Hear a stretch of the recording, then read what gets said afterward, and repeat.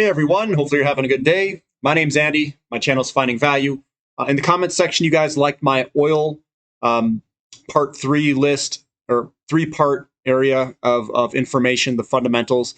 We've got another one here. It's called the undersupplied silver to follow base metals into deficit. So silver is also being impacted by declining production of base metals because the majority of silver is produced through other mining processes. And we can go over what that percentage is and whatnot in this article. But we're hitting our first deficit in silver. I think 2021 is the year we're going to hit this first deficit of 7 million ounces. So it first starts with demand exceeding supply, and then the supply side's looking pretty rough.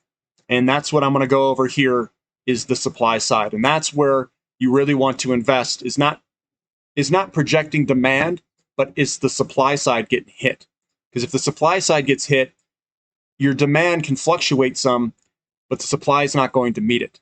So in this one, we're going to talk about silver, some of the base metals like copper and zinc, and show you kind of what's going on in the world to paint a picture here. So let's dive in and take a look at the article I was reading, and I'll put the article link in the description below. Undersupplied silver to follow base metals into deficit. Now I'm going to do a little bit of reading here. I've got a bunch of charts and graphs and some information here. It's pretty crazy. The Silver Institute predicts that global silver demand will rise to 1 billion ounces this year, up 15% from 2020 and exceeding 1 billion ounces for the first time since 2015. Silver bars and coins will continue to hold investors' interest. They're increasing in 2021 by 32% to 64 million ounces, pushing the year-on-year total to a 6-year high of 263 million ounces. The U.S. bar and coin demand is expected to surpass 100 million ounces for the first time since 2015. And in India, physical investment in silver is expected to recover from last year's collapse and surge threefold. So we're getting a lot of demand from investment demand for physical metals. Going on here, I've got this. Overall, the silver market is expected to record a physical deficit in 2021, a modest one, at 7 million ounces. This will mark the first deficit since 2015. Silver demand is only likely to strengthen given its use in solder, solar panels, 5G, EVs, and printed and flexible electronics, not to mention steady investment demand in the form of physical silver, bars and coins, and silver-backed ETFs. Remember, less than 30% of silver production comes from primary silver mines, with over half sourced from lead, zinc operations, and copper mines, meaning that silver's fortunes are tied to other industrial metals. So I've got on the right here, this is the top 20 producing countries. You can see that year-over-year declines from 2019 to 2020, it's declining in its output by minus 6%, 833 million ounces to 784.4 million ounces. Coming down here, this is the silver mine production by source metal in 2020. North America, you can see primary silver, 209.4 million ounces. And you can see all of the other million tons or whatever this is in million ounces. Million ounces, what is being produced in other metals. So, looking on the right here, it says, indeed, to fully appreciate silver's supply side, we need to understand what zinc, lead, and copper supply side will look like, because at 57% of silver supply, the mining of these industrial metals has a dominating effect on how much silver is produced each year. For the first time in over a decade, 6 of the world's most vital industrial metals are flashing a rare, synchronized warning over tight supply, as logistical turmoil and strong demand spark anxiety among buyers. Here is the copper and zinc warehouse levels. They continue to decline in inventories over time. That's copper on the upper one. This is zinc on the lower one, and it's continuing to decline over time, the inventories. So we are going to hit copper supply challenges going forward. And remember, copper, zinc, whatever the metals are, silver is a byproduct metal of these. So when I talk about copper, it is going to impact silver as well. So we've got a couple of things I want to touch on here. I'm going to start here. While the New York-based analytics firm expects mined copper production to rise from about 22 million tons to 26 million tons in 2021 and 2025, respectively, from 21.16 in 2020, that will not prevent a supply gap in the post-2025 years. So a couple years out, we're going to have supply gaps starting in 2025.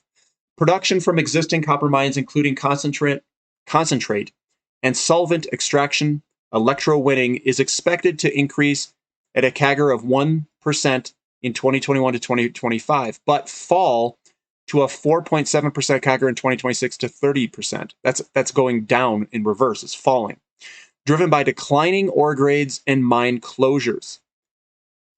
And it includes a bunch of different companies.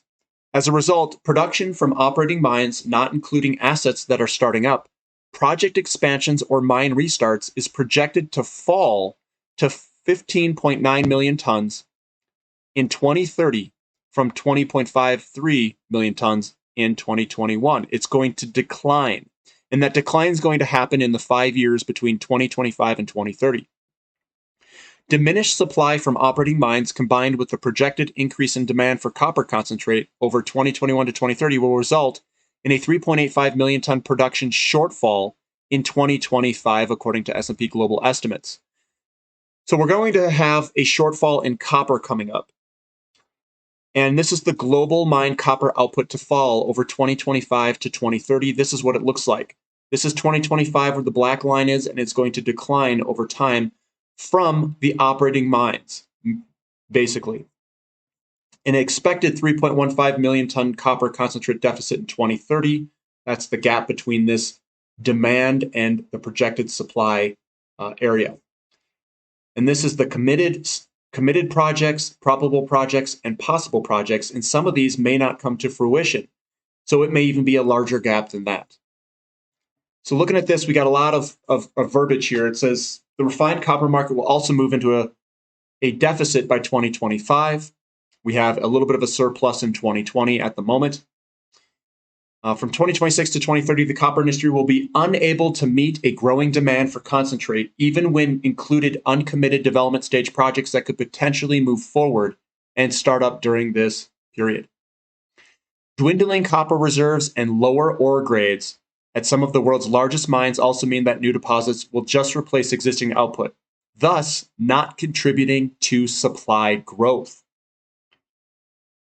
The CRU estimates that over 200 copper mines are expected to run out of ore before 2035, with not enough new mines in the pipeline to take their place. The solution is to have more copper projects that can be developed into producing mines. S&P Global has identified 14 probable and 26 possible projects in the copper pipeline, though the firm admits it's unlikely that all will come to fruition. Therefore, given copper's increasing demand from EVs and renewable energy, plus all of its other uses, more action from the mining industries is imperative to close the supply gap. S&P Global estimates that new copper discoveries have fallen by 80% since 2010. As of now, the global copper cupboard is quite bare. And remember, to even have a chance at net zero emissions, at least 19 million tons of additional metal must be delivered by 2040. Additional 19 million tons. The equivalent of one new Escondida mine, 1 million ton annual production every year. And that, I think, is one of the largest mines. While such a feat is difficult to achieve, finding the right investment in projects leading to copper discoveries would help close the supply gap. According to CRU, the copper industry needs to spend upwards of $100 billion to erase what it estimates to be a 4.7 million ton deficit by 2030. Consider, too, it takes 15 to 20 years to build a new copper mine from scratch. So any new supply is unlikely to reach the market in time to alleviate the supply deficit that is projected to come, according to S&P estimates, as early as 2025. Other base metals, including zinc and nickel, are facing similar supply-side pressure, owing to explosive demand from battery electric vehicles, solar and wind energies, and large investments in infrastructure such as President Joe Biden's $1 trillion infrastructure plan.